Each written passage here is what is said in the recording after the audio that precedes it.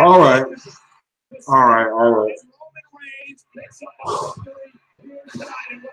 Trash. As you can hear in the background, WWE Backlash 2018 has just wrapped up. Let me try and sign now. Oh boy. Yeah, Samoa Joe looks disheveled. Roman Reigns is celebrating like it's the greatest thing since sliced bread. And if you're a fan of wrestling, you feel like you wasted maybe 3, yeah, is it 3? Maybe 4 hours of your life. This, I can't even explain how bad the show was. I mean, granted, no, the entire show was bad. It's like the IC title match, it was good, but then when you examine what happened in the match, you begin to get a slight throw up in your throat. This is horrible. Like, I just can't repeat that enough because it was horrible. Perhaps one of the worst pay-per-views I've seen, not just in WWE, but around the entire wrestling world as far as pay-per-views of this year. This was a stinker. Whoever like booked this entire crap, and looking at you, Road Dogg, you need to be Nakamura low blow. Just like no, for no reason. Like tomorrow, you should just be walking backstage and boom, low blow. Tomorrow or Tuesday, low blow, low like for at least 3 months. Whoever bought this show should get a low blow, just completely out of nowhere. Anyway, let me pull up the match card and stuff because we got a lot to talk about, and pull it up on my YouTube because I'm gonna have to look at those, what you call it, reaction or comments, and you guys want to join. I don't know if anybody is here yet. Reaction. All right, we got 2 people. Show Mania was a little bit better. I can't lie like that. Like Mania was decent. It just wasn't. It wasn't a WrestleMania. Like it felt like any other pay-per-view. Like Mania should feel like a big deal. It just didn't. So let me see. WWE Backlash. All right. So I know the first. I know the first match was Rui Rui versus Bailey. Oh.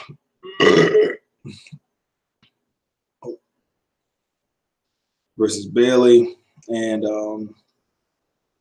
look, Bailey lost. I didn't even watch this match, but who cares? I mean, really, let's be honest. Who cares about Bailey? She's officially done. Her character's dead in the water, just basically waiting to drown. Rui Rui, now that's a bandwagon I can get a hold of. Now the Riot Squad, there's work to be done there because while the women kind of had characters, Sarah Logan, I live in the fucking woods, and Liv Morgan kind of being Harley Quinn-esque. It's a start. It's something you can build upon. Then you have their straightforward, no nonsense, militant punk leader in Rui Rui. So there's something with the Riot Squad. Let me see. I'm gonna read it. Yep, nope. Sasha didn't come out. So anyway, nothing really of significance to talk about with that match. Then you have what people say is the best match of the night. And it pretty much was. Seth Rollins versus The Miz. Now, I really enjoyed this match up to one certain point. Seth Rollins, he's injured his knee. He goes for like something. Miz catches him, hits him with the skull crushing finale. That should be game over. Like the skull crushing finale. Let's think about this movie. He takes your arms and puts you in a full Nelson, like completely exposed, and he trips you and he forces your face down into the mat. Why is that? Why is anybody even kicking out of that shit? And then to make it worse, he goes for it again. Like Seth Rollins tries to go for like, I think like something like I forgot what it was, but he tries to go for something, and Miz catches him, hits another skull crushing finale. Granted, this was after Miz had put Seth Rollins into a figure four leg, like in between this time for like an extended period of time. Then he hits a skull crushing finale. And Super Rollins was born on this night. When you tell your grandchildren how did Rollins become Super Rollins, bring them to this match. Super fucking Rollins. And then like Miz tried to set up for a super skull crushing finale. Sorry. This Welch's grape juice got me burping all over the place. But Rollins tries to go for like a super curb stomp, misses, tweaks his knee, and they still have this like back and forth roll up battle. And then Miz eventually hits just a regular curb stomp, like messes up his knee, and then he still gets the pinfall. First of all, none of that is like none of that, like a curb stomp. And let's not even go into the fact that he no-sells his knee injury by going for a superplex into a faux Falcon Arrow. No. As soon as, if your knees like really twisted, as soon as you hit that superplex and you lift the guy up, your shit will be just completely buckled. So no, Seth Rollins ends up winning with just like one regular curb stomp. And so I gave that a grade A on CBS. Who?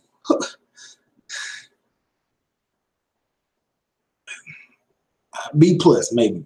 A, come on, bro. Then you have Nia Jax versus Alexa Lashley. Not WWE Lashley. I'm talking TNA Impact 4 world title reign Lashley. Like, here's the problem with this match. And it's nothing against these two. It's just the chemistry doesn't work well. You have Nia Jax, a really powerful, big woman, playing the role of a sympathetic. I was bullied. Don't bully people. This is for you guys type of character with a voice like Nia has versus Alexa Bliss, who plays her role as a tiny bitch very well, but their in-style ring stuff doesn't match up. And then you have Alexa Bliss controlling most of the match, which, come on, bro. Like, it doesn't add up. Like, Nia Jax should be like tossing Alexa into like the third row as soon as the match starts. Like, why are we having Alexa Bliss control this entire match? Like, that's just trash, bro. Like, really. And then the match ends with a Samoan drop. Like, and then Nia gets I don't know how I feel about Nia Jax's voice, because it sounds like from the valley, and granted she did grow up in San Diego, or she's from San Diego, either one. So like it matches where she's from, but her body type is like, it's like seeing a valley girl with like huge muscles. It's like, I don't think that should be your voice, or maybe you shouldn't be speaking on the mic, but it's odd to my ears and my eyes. This is exactly how I took the promo. And then, oh boy, the match that was sponsored by NyQuil. Let me go with these comments, bro. Fuck Whiplash. Yeah, you're right, PlayStation guy. Fuck Whiplash. Oh my god. Then you have, oh boy, like I said, the match that was sponsored by NyQuil, Jeff Hardy versus Randy Orton. If there were two, like, if WWE was like invested, I need two guys with polar opposite personalities. They got it right. Jeff Hardy, just trying. You guys into this match. I'm Jeff Hardy. Randy Orton. Like, Randy Orton had become so boring. And as I was trying to mark Randy Orton by being boring by falling asleep. But he's become so boring that I almost forget he's there sometimes. Like if Randy Orton leaves, nobody cares when he comes back for like one RKO. Like, oh shit, Randy Orton was gone. I did not know. And this is the thing, Randy Orton wasn't in control for most of this match, so I was asleep for most of this match. Like, oh man. What can I say about this match? It was boring. Oh yeah, Jeff Hardy needs that No More Words theme song back like ASAP. Like that. Like what music we coming to? Like the Hardy Boys, No Words. That that's not for Jeff Hardy. Not for him as a single guy. That shit's trash. Like first of all, that Hardy Boys theme song with the no is trash. Like straight trizash. Like what? Randy Orton is born. But yeah, Jeff Hardy is a and then it's like two guys who have the same finisher. And it's like, you use my finisher, use my finisher. Who cares? And Jeff Hardy, whatever, Jeff Hardy wins. Then you have Elias going in constantly interrupted by the New Day. Kofi has the cymbals. Big E has a big ass drum, and the trombone. They're talking about they want to play with Elias, and then they start being on their stuff, and then Aiden English comes out for no reason to say it's Rusev Day. Rusev comes out and says that he's better than the Booty Boys and bootleg Bob Dylan. Where's it going? It goes to a conga line led by No Way Jose. And in this, I cannot make this shit up. A conga line made by No Way Jose that included Titus Worldwide. Here's how you know the WWE gives zero fucks about black people and the athletes they have there. Like the black athletes, I don't know like why black people sign to WWE. Like let's be honest, you get zero respect, zero like world titles and opportunities. It's unless the money is like really good, which I'm pretty sure it is, and you don't care about your self dignity. I guess like Titus just had like one of the biggest things that happened to his career, whether you like it or not, or whatever. It got him mainstream attention and all of this, and the best WWE can come up with him for him. Come up for him. You know what I'm trying to say? Is to place him in a effing conga line with a what the fuck is No Way Jose? Like this should be something that maybe could be possibly helping Titus's career to elevate him, a new storyline. So instead, they have Titus come out in a conga line in a full three-piece suit, dancing like a goof. And then it doesn't stop there. Like you would think it would stop there. No. They're not done. Fandango comes out. Breezango, whatever you want to call it. They come out and they're like, it's better than being back there in catering and not getting the check. We're getting paid for something. Whatever. They walk around the ring. And then like the lights go out. And then Rude is in the ring because I guess they're continuing the feud between Rude and Elias because the fuck we have anything for Rude to do anyway. Rude is the glorious DDT. He leaves with the conga line. And then in cringe Moment of the Year nominee. Byron lifts up his robe like a whore at a party with like a short dress. Lifts up his robe and starts twerking in front of Rusev on his crotch here.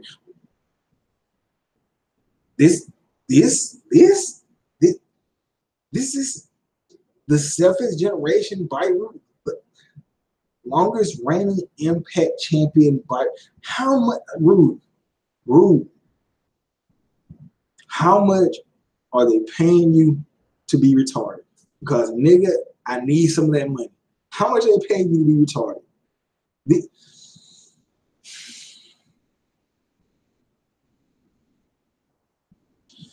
Daniel Bryan versus Big Gas.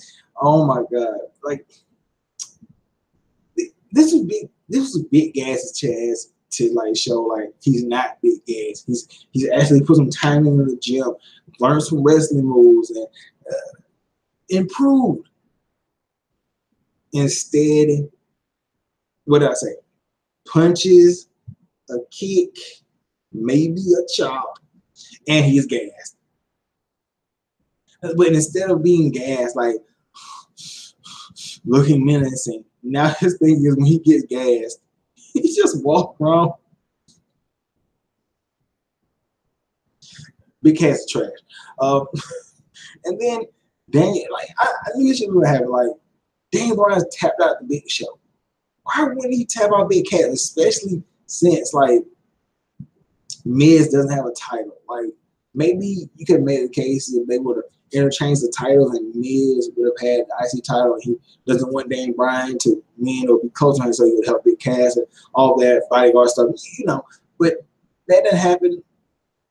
Big Cass tries to go for something, I think like a big boot or whatever, and Daniel Bryan rocks his bells with the kick, puts him down in submission, and like he's trying to get him into the yes lock, and then he like holds out one of his arms and then start hitting like a massive crossface onto Big Cass, hits the yes lock, and then after the match, Big Cass does the, you know, I'm attacking Daniel Bryan, I'm hitting myself, I'm crazy. Stick. Who cares? Like nobody wants to see Big Ass versus Bryan again. Can Daniel Bryan please move on to something more interesting and deserving of his time? Like, why would you put Big Ass in this match? Like, this is way above his pay grade. Like, it made no sense. Then you had Carmella versus Charlotte Flair. The best part of this match, let me read some comments. All right. Yeah, the best part of this match. You might think I'm crazy.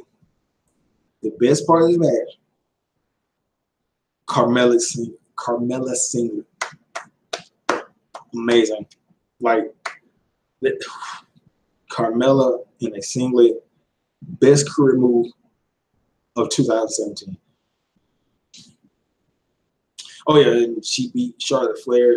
Like, somebody explain to me this. Like, okay, so Carmella and Charlotte are brawling. Charlotte gets the advantage, and while Carmella's getting up from the mat, which Charlotte can clearly see, and then she has to like kick off Carmella. She goes for like, like not just like a moonsault, you could probably hit the person. She goes for like a sky high in the lights, full extended moonsault. What was that supposed to do? Like, even if she would have been there, you would have just landed like breast on top of her head. Like, come on.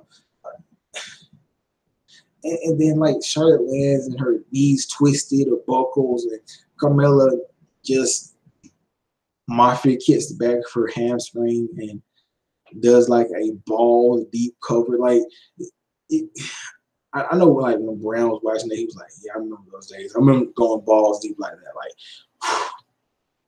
toes over the head, balls deep. That's some serious balls deep action on it. When you got the toes over the head and you just like, you're really in there, that's a deep cover and some deep balls deep action. What was I talking about? Like, move on. Let's move on. Then you have the entire show was a disappointment, but this had to be the biggest disappointment of them all, especially IWC. Like AJ Styles versus Nakamura for the WWE Championship. Man, was this shit? What's what I'm looking for? Underwhelming. This was, first of all, it's a no disqualification match, and they wrestled it like a regular match. Besides, what Styles using a chair to hit Nakamura in the knee, and then it bouncing back and cutting him in the face. What's the point of the no disqualification? Like, just to have the guys kick each other and punch each other in the nuts. And then, like, you would think, like, it was in the joke in the, like, in reviews and videos for like a while. Big AJ Styles is going to bring out a cup and get the win. This motherfucker is still not wearing a cup, getting low blowed. But then he eventually like low blows Nakamura, which leads to jack shit. And then they both go for like Pele kicks, super kicks, fire kicks, 2 kicks, 3 kicks, 4 kicks to their nuts. And in a no disqualification match, the WWE had the nerve, the gall, to say it's a double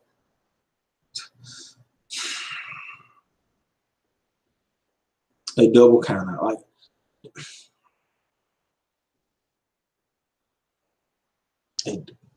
in a no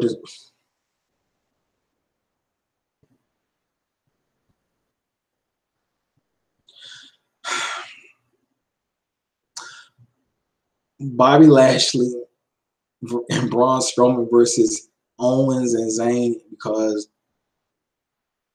we need to use this match to start another feud between Sammy and Kevin, because that's what the people.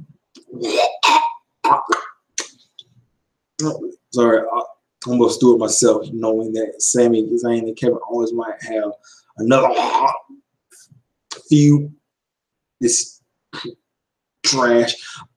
And then like, Bobby Lashley, he's wrestling without his headband. Like I knew something was off.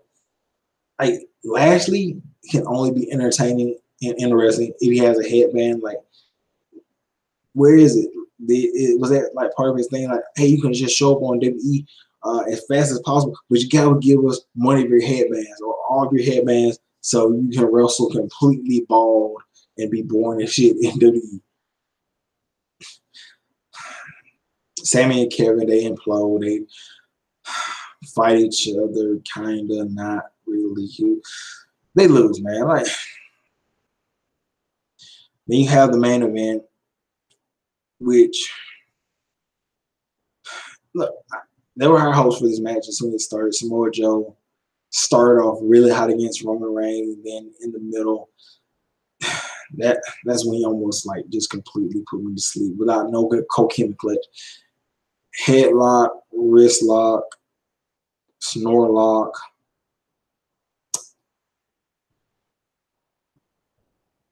Fighting. Oh yeah, in the match.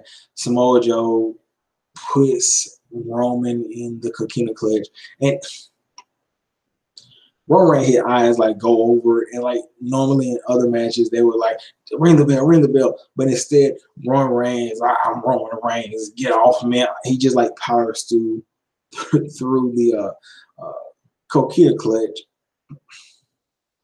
This is why people hate Roman Reigns. Like, you have the title match, but it's playing second fiddle to a Roman Reigns match to main event.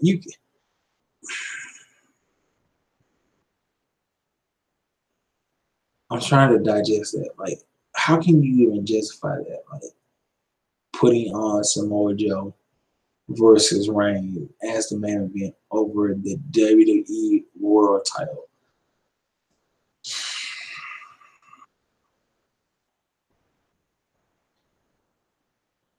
Again, the WWE has wasted my time, energy for what? Like, I really need to know for what. What's the point of these matches? What was the point of this?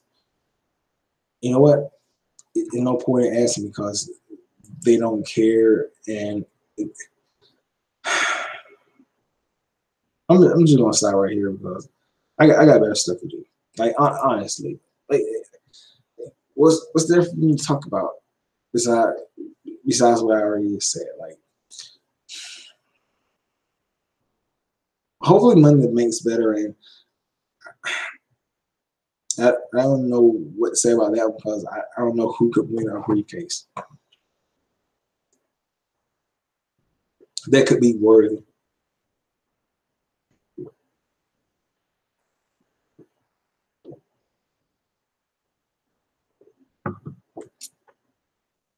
I guess I can think about it now before I cut the video off. Okay, let's go Raw. For the men,